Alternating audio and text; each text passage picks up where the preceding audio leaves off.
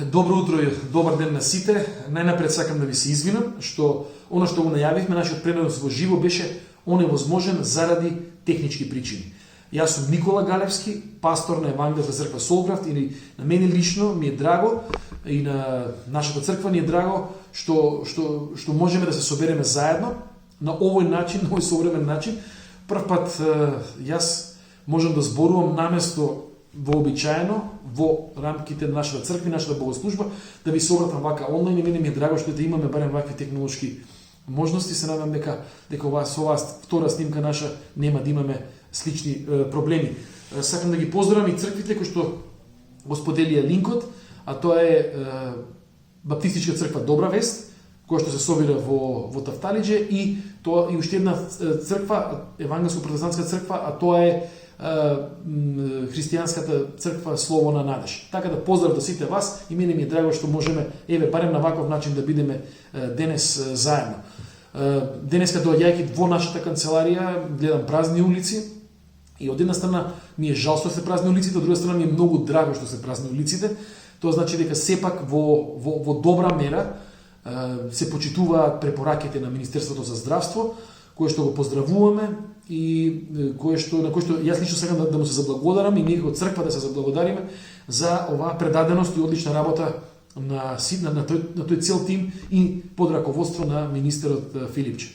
Она што можеби мене ми изгледаше како дури неверојатно сценарио, можеби затоа што не сакав да се случи, никој од нас не сакаше да се случи, она што беше навестување пред некој месец, тоа се обистини. Короната денеска е сериозен проблем, не само некаде таму далеку во Кина и во некои други земји, туку денес тука и во Македонија.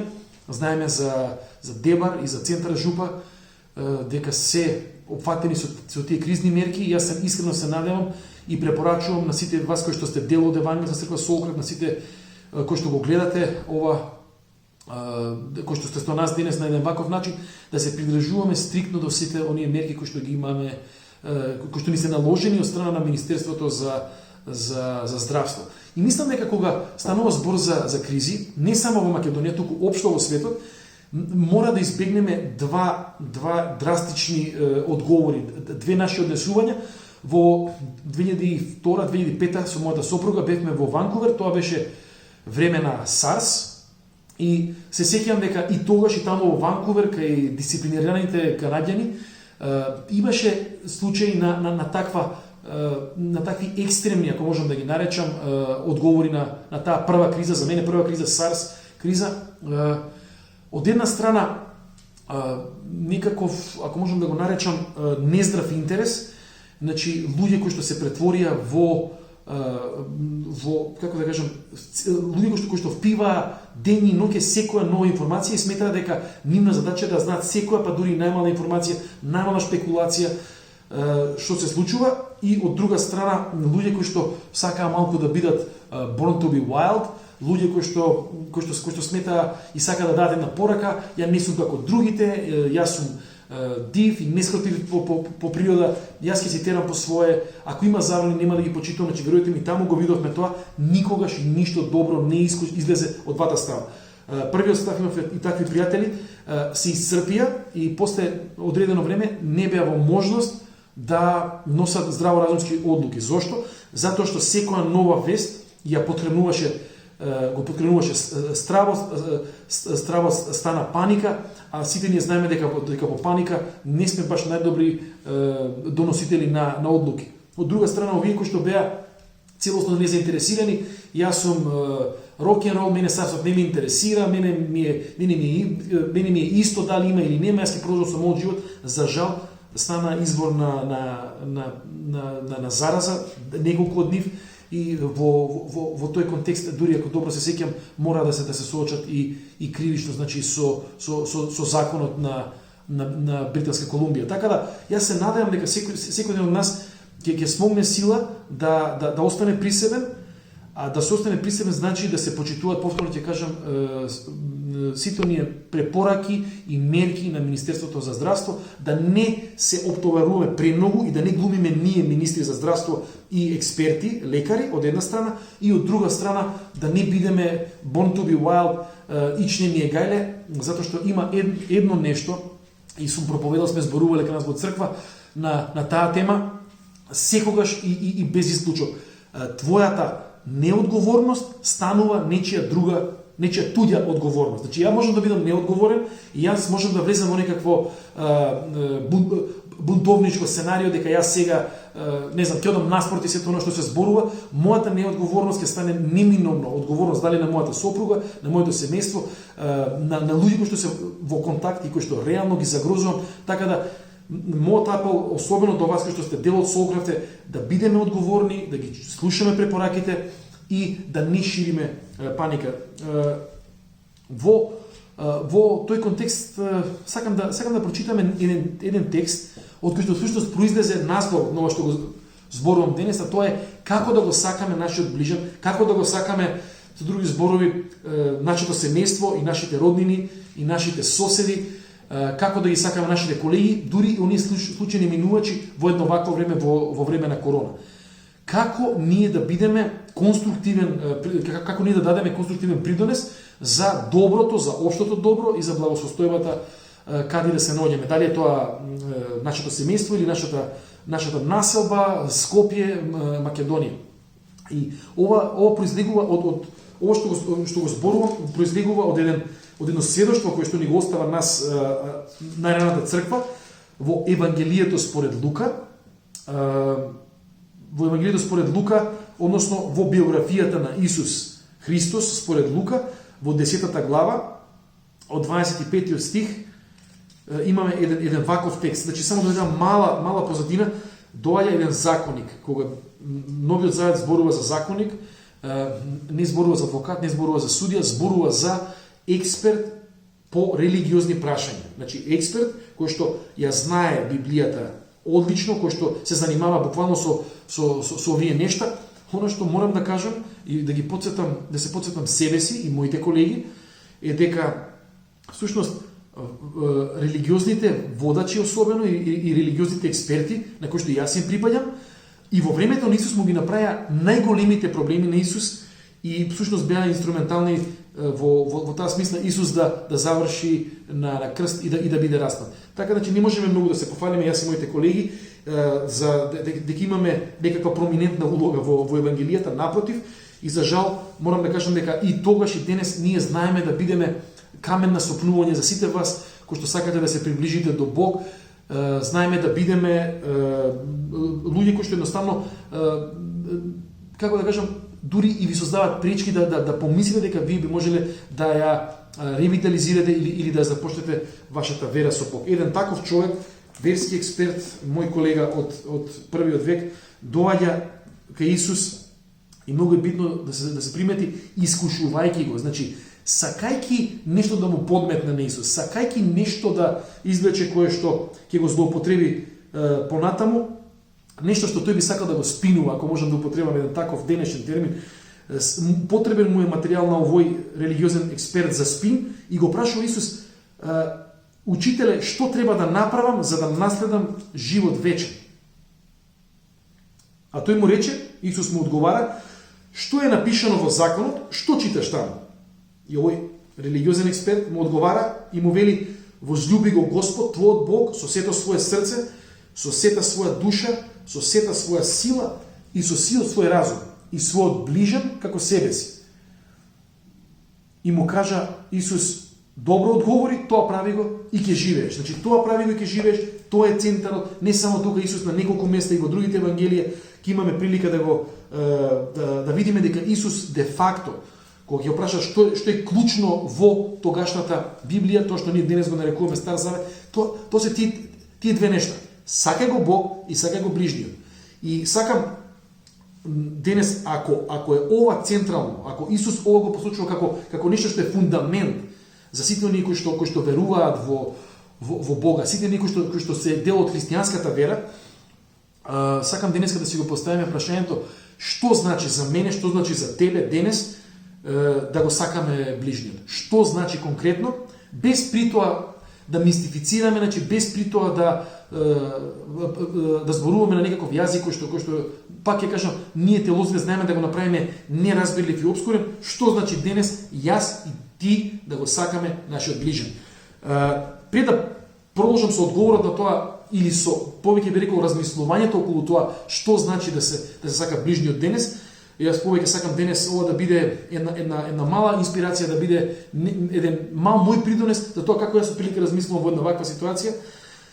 Пред тоа да го кажам, сакам да дадам неколку насоки околу тоа што не значи да се сака ближниот. И пак ќе кажам, особено се обраќам на вас кои што сте дел од Евангелска црква Солкрафт, ама се обраќам и на вас кои што сте христијани и се обраќам на сите мои пријатели и колеги и соседи кои што го гледаат ова, кои што се дел од оваа наша интересна богослужба денес, ако можам така да кажам. Што не значи, што не е сакање на ближниот? Прво, морам да кажам, за вас кои што верувате во Бог, кои што верувате во Исус Христос, кои што сте христијани,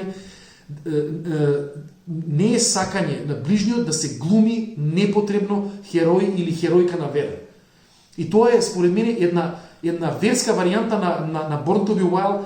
Владата ни дава насоки, владата ни дава смерници, Министерството за здравство ни зборува, ама ние упорно и тврдоглаво ќе се тераме по свое, зашто ние веруваме дека Бог наш не штити, зашто ние веруваме дека тоа е нашиот повик. Морам да кажам дека таквиот тип на помагање мораме да разбереме. Од каде и да е тоа јадро?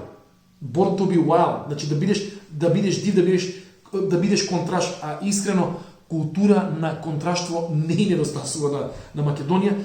Без разлика од каде тоа произлегува мотивацијата, завршуваме со едно нешто. Нашето помагање и дури можеби нашата најдобра желба, нашата искрена желба да се помогне на некој, станува де факто одмагање. Значи тоа што сакам, тоа што е мој апел е да не создаваме некакви единици христијански за помош, иако знам дека имате и ме контактиравте, сакаме да помогнеме во оваа ситуација, никако на своја рака и никако наспроти препораките на Министерството за здравство. Тоа е сериозен апел. Јас како пастор на црквата ова сакам да ви го порачам на вас, особено кои што сте дел од Солкрафт и на секој ден, според мене, здраворазумски човек. Значи да не глумиме поголеми експерти од тие што сте навистина експерти, а тоа е кај нас честа појава. Значи да не глумиме херои на верата, да не глумиме некакви стрит експерти, ако можам така да ги наречам. Второ нешто што сакам да го напоменаме, да не шириме паника. Значи, ова не е само феномен кај нас и на Балканот, се некојаш ние се удираме по глава дека сме ние тие секогаш кои што сме најлоши, кои што едноставно немаме, како да кажам, начин, односно дека ние сме тие паничари. Сега видов ја во Ванкувер и таму имаше паника и таму имаше инциденти. Значи, оно што е важно е ние да не станеме, според мене, оние кои што генерираат фейк ньюс. Се што ќе го прочитаме, да го споделуваме и да дополнително создаваме оптеретување на и онака деликатната ситуација преку тоа што ние ќе шириме паника. Апелирам да не се шири паника, значи не е љубов кон ближниот. Ако ја денеска постирам 300 поста за тоа што се случува во Кина и што се случува ваму и за тоа дека на северниот пол група ескими работат интензивно на создавање на вакцина, или дека, не знам, некој таму во Африка пронашол вакцина и вакцината е, не знам, некакво екзотично животно што ние треба да го изедеме. Значи, да бидеме сериозни во нашиот пристап, да не создаваме дополнителна тежина и за себе си, и за оние кои што се околу нас. Да не шириме паника во било која форма, да не шириме паника лично, и се надевам дека ние и немаме контакти со луѓе, особено во поголеми групи, туку да бидеме приземни и да не шириме паника. Трето нешто што е случај во светот и кај нас беше тоа еден прв бран, барем според мене, да не бидеме себични во однос на прибирање на мирници и во однос на сите оние помагала средства за дезинфицирање и сите оние други нешта кои што треба да ги имаме сите ние. Тоа е секогаш исто така резултат на паниката. Ние треба да разбереме дека што повеќе паника создаваме, Тоа всушност повеќе дека паниката го храни стравот или произлегува стравот и понатаму ја храни нашата себичност, нашите инстинкти за преживување. Леле, сега морам да земам, не знам, 2 тона брашно и некакви други намирници. Тоа не е сакање на ближниот. Тоа апсолутно нема врска со ова што Исус го зборува и овој повик да се сака ближниот всушност. Треба да имаме здраворазумски однос, треба да имаме би го нарекол еден одговорен однос, да ако имаме намирници тоа да бидат во ред и за одредено време, ама тоа да не биде нешто кое што ќе оневозможи на другиот да има барем одреден спокој во случајот на некакви уште потешки сценарии.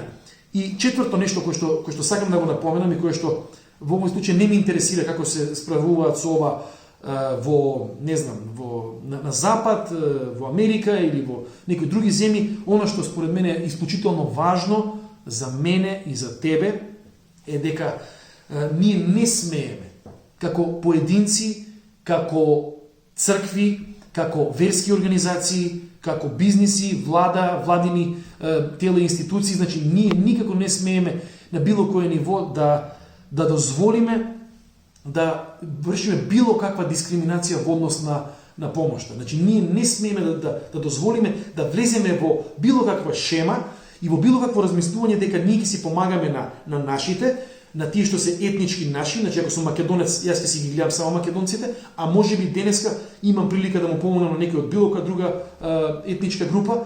Ние не смееме, особено не смееме да влеземе во дополнителна, би нарекол, корона партизација и да почнеме да гледаме кој од мојата партија или од другата партија и овие се највиновни и ние сме добрите, оние се лошите, туку напротив да го надминеме тоа и да можеме да го погледнеме човечкото во човекот и да разбереме дека повикот, особено овој повик кој што Христос ни го дава, да го љубиме ближниот, не подразбира никаква дискриминација. Напротив, треба да бидеме луѓе кои што ќе исчекориме напред и кои што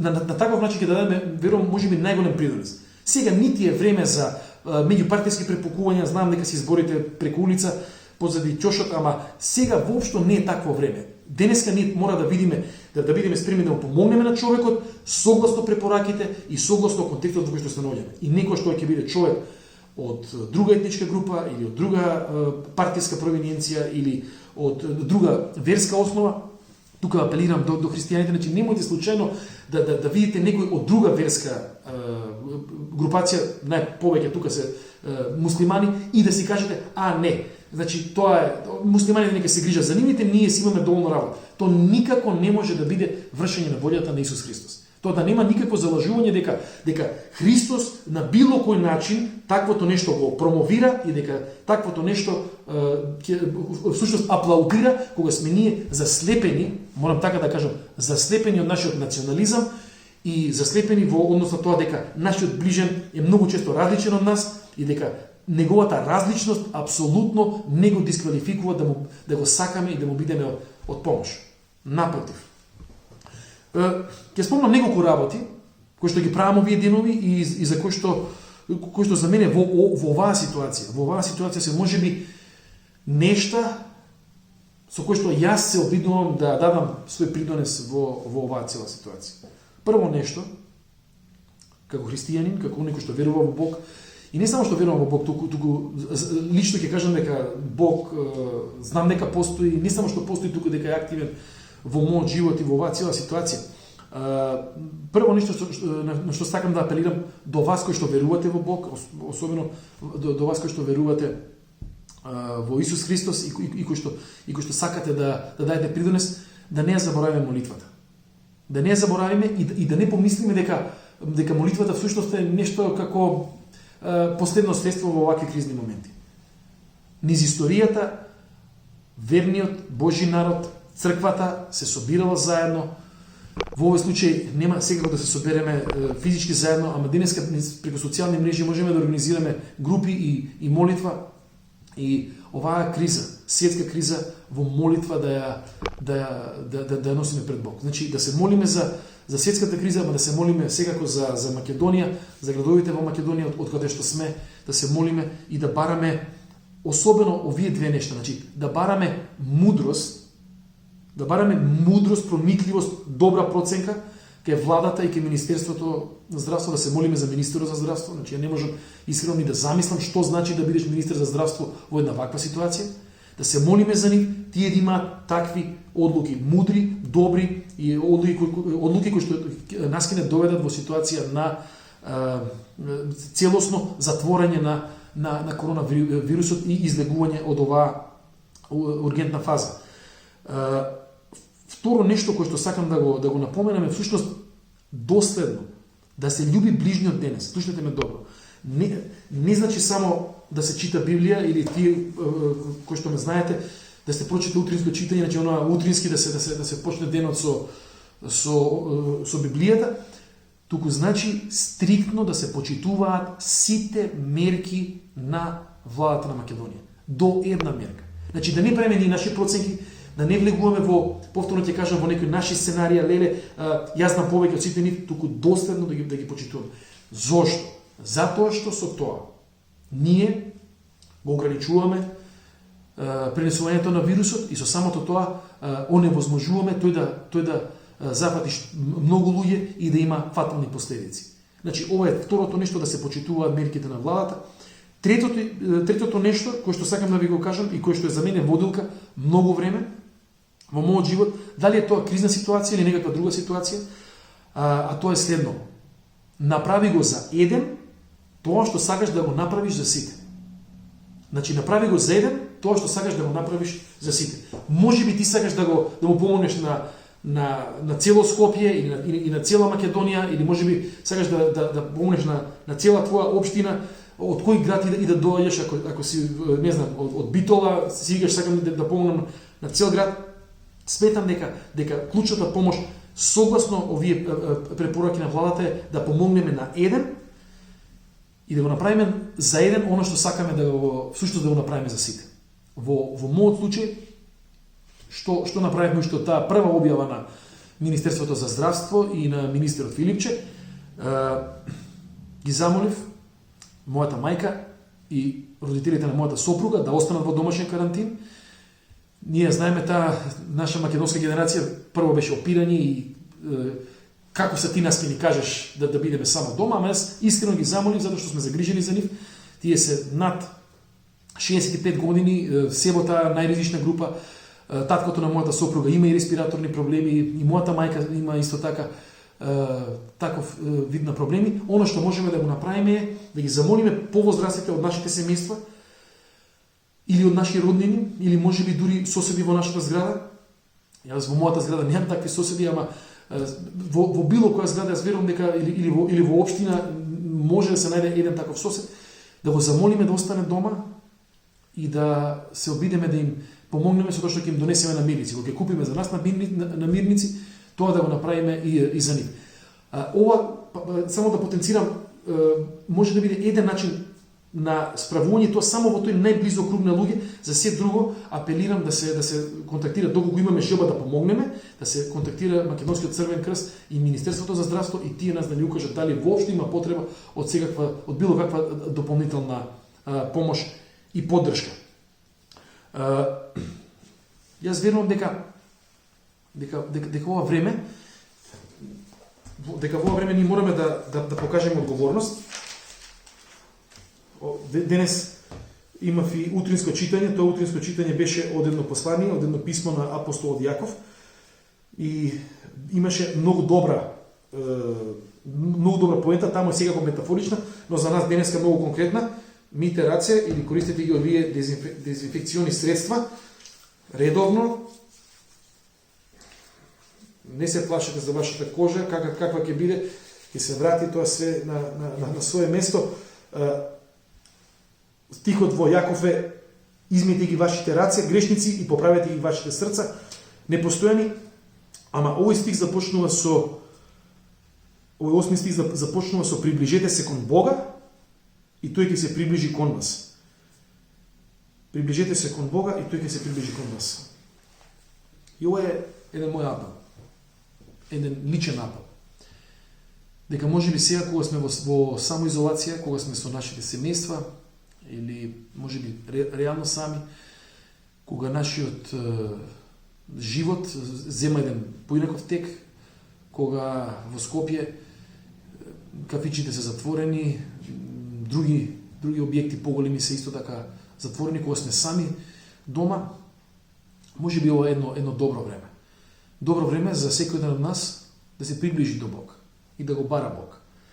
Да го бара Бог додека може да се најде, да ги отвориме сите оние прашања кои што можеби во нашата зафатеност на животот, во оние секојдневни обврски, во носење деца на училиште или еден тон работни задачи или имейли во инбокс кои што не чекаат секојдневно, можеби сега е добро време ние да размислиме за тоа што можеме да направиме за да се приближиме до Бог. Зашто во вакви ситуации ние често пати можеме да добиме впечаток, па дури и да поставиме гласно едно прашање, тоа е каде е Бог во ова време? Но можеби одговорот е дека Бог е секогаш тука и со нас и дека можеби е ова време во кое што ние наместо да се прашуваме каде е Бог, ние можеме во молитва да го побараме Бог, да се приближиме до Него и да бараме помош во ова време, да бараме тој да не чува нас овде во Македонија, да не чува нас на Балканот, да го чува нашиот ближен и да ни помогне да го љубиме онака како што тој сака ние да го љубиме. И во тој смисол, ако ми дозволите, би сакал да ве повикам да се помолиме заедно. Да ги затвориме нашите очи и да се помолиме и со самото тоа да направиме еден исчекор во наше приближување до Бога. Боже, ние сме запрепастени од оваа цела ситуација во која што се наоѓаме, ние и светот, и ние, Господе, бараме од Тебе да бидеш со нас во нашите стравови, во нашата помисла на смртта и на брзата смрт, во нашиот страв од ширење на овој вирус, Господе, во Македонија и низ регионот. Те молиме, Господе, да не подсетиш во ова време дека Твојата волја за нас е да погледнеме во Тебе, да ги подигнеме нашите очи, нашите духовни очи и да Те бараме во ова време, зашто Ти одговараш на нашите молитви. Ние Ти благодариме, Господе, што не остави да се плашиме од смртта, туку сега на неколку недели од Великден, давајќи го својот Син Исус Христос, Ти ни обезбеди вечен живот, ја плати казата за нашите гревови, зла, глупости кои што сме ги правили низ нашиот живот.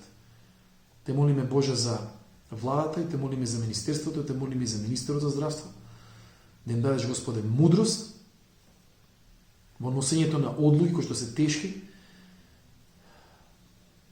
Те молиме, Господе, да ги дадеш мир и да им дадеш сталоженост во вакво едно тешко време, а на нас другите, Господе, особено, зашто го знаеш нашиот темперамент балкански, да ни дадеш, Боже, можност во дисциплина, да се придржуваме до овие мерки препораки кои што секојдневно ни се даваат и со тоа да дадеме придонес и да го љубиме ближниот. Помогни ни, Господе, да Те љубиме Тебе и да го љубиме ближниот, како што Ти нас не повикуваш. Во името на Исус Христос Ти благодариме. Амин. Јас ви благодарам што бевте со нас, ви благодарам за ова време проведено. Следете на нашата Facebook страна на Soulcraft, следете на нашиот вебсайт www.soulcraft.mk. Се надам дека оваа криза нема да трае долго, но од сега, во следните неколку недели, ние како црква, наместо заеднички собери и богослужби, проповедите ова што денеска го споделив и слични теми, ќе ги споделуваме на ваков начин. Ви посакувам убав ден. Поздрав!